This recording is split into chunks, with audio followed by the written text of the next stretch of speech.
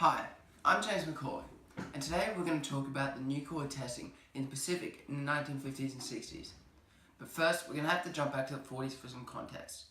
In 1945, the dropping of two nuclear bombs, Little Boy and Fat Man, sparked a race between the two international superpowers, the Soviet Union and the USA. Both countries wanted to develop bigger and deadlier nuclear devices to show the power between the two sides.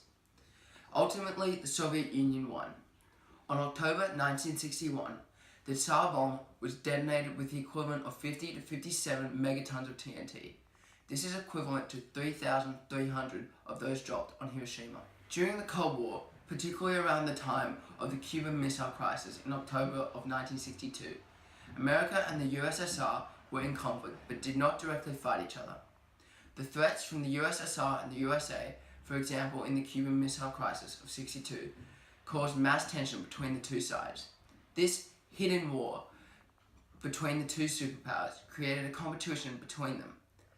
That one always had to be bigger and better, thus giving birth to a decade of widespread nuclear testing in the world. There were a variety of testing sites, close to 60, used worldwide. These testing sites were used by several countries including the USSR, USA, UK, France, and China. These sites differed greatly in their geographical features. Majority of nuclear testing was conducted in and around the Pacific Islands. This was perfect from a geographical perspective. These sites were uninhabited, secluded, and often surrounded by water, perfect for conducting nuclear tests in secrecy. Let's look at America first. America, known for their freedom, patriotic citizens, and not listening to anyone. America actually did pretty well here. By well, I mean they didn't do any testing in Australia. However, they did do a couple of nuke tests here and there in the Pacific. They were pretty big nuclear tests as well. The main motivation for the development and testing of nuclear devices by America is a result of the Cold War. The arms race during the Cold War was a strong political motivation for America's development of nuclear weapons. During the Cold War, the USSR and USA did not directly fight each other. However, they supported opposing sides in the Vietnam and Korean War. This is like two grown men forcing their kids to play on opposite teams in footy. They don't care how much money they spend or how many kids they have to trample on, just as long as they beat the other kid's dad. This led to a strong competitive vibe between the two superpowers. Really, the ideological and political motives for testing, in a nutshell, is that America wanted to look really big so the other countries would be scared of them. I mean, they named the islands they were conducting testing on the Pacific Proving Grounds. I think I'm on the money here. On July 18, 1947, the United Nations agreed with the United States to govern the island of Micronesia as a trust territory of the Pacific Islands. This area eventually led to being known as the Pacific Proving Grounds. These sets of islands are known as the Marshall Islands. The agreement was called the Strategic Trusteeship Territory. Oh, and also, the UN directly stated that the United States should promote the economic advancement and self-sufficiency of the inhabitants, and to this end shall protect the inhabitants against loss of their land and resources. They did everything but this. In the following years, from 1950 to 1962, the United States went ham, and I mean ham, conducting over 105 atmospheric and underwater nuclear tests. United States investigators concluded in 1952 that the residents of Bikini Atoll must be relocated immediately. In July 1952, the residents of Bikini Atoll, after being relocated to Rongerik Atoll, were starving. Wait a minute, what happened to promoting self-sufficiency and protecting the inhabitants against loss of their land and resources?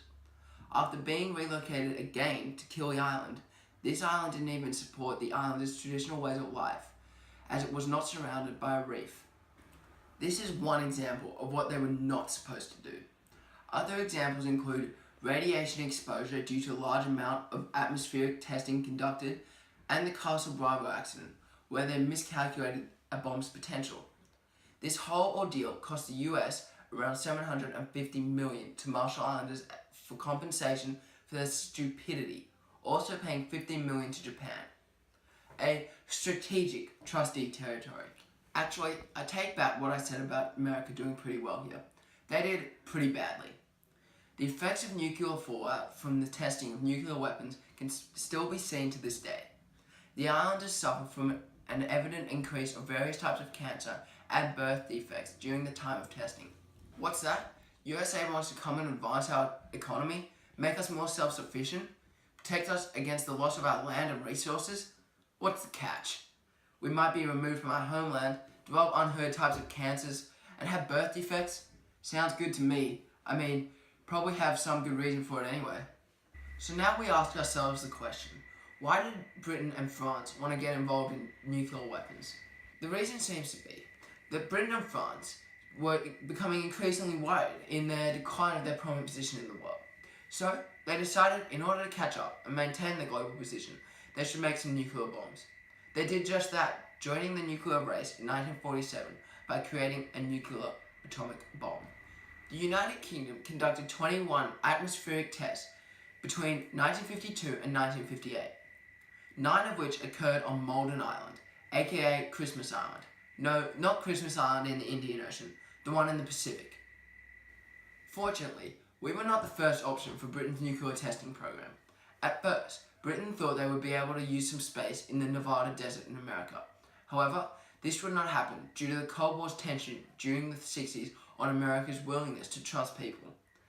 Then, Britain looked at us, Australia. The UK couldn't have actually picked a better time to conduct nuclear testing in Australia. The new Prime Minister at the time, Sir Robert Menzies, was not well equipped during the time of an ongoing war, so he decided to back up Britain. Actually, he didn't really have much of a choice seeing as Australia is part of the Commonwealth. Nuclear testing on Australian soil gave us great protection in a period when the two greatest nuclear superpowers, the USSR and the USA, were on the brink of war. Because if the USA went to war with the USSR, Britain would be dragged in as an alliance to the USA, and in turn, so would Australia, as part of the Commonwealth. So, nuclear testing began. Testing was conducted at Emufield, Montebello, and Maralinga. Britain did a really bad job of making sure their atomic devices didn't affect anyone. Because they conducted their testing in extreme secrecy, even Menzies didn't even know the whole story. For example, in Maralinga, September 1956, there was a 2-week wait in a testing of a nuclear device due to ongoing weather conditions. The head of the UK Atomic Weapons Research, Professor Sir William Penny, gave the order to detonate the bomb. Unfortunately, the cloud rose higher than anticipated, and even despite the delay, the winds were still not suitable for appropriate and safe testing to be conducted. These clouds, being radioactive, headed east towards the populated areas of the east coast of Australia. Nuclear testing in Australia hugely affected the Indigenous population, as they were not notified about the testing or the danger of it. They were even told the testing sites were suitable for them to live in, and once the testing had been concluded, they were told they could return, whilst there was still mass amounts of fallout in the area. This resulted in a large increase in Indigenous people suffering from cancer and large numbers of birth defects during the time of testing. They also did a ton of minor trials through June 1955 till April 1963, up around 700 tests. These tests were carried out in absolute secrecy. Although minor, these tests were incredibly dangerous, and as a result from their careless actions, they left a horrible radioactive mark in Maralinga. Various more incidents like this occurred over Britain's stay. Let's jump over and have a look at France now.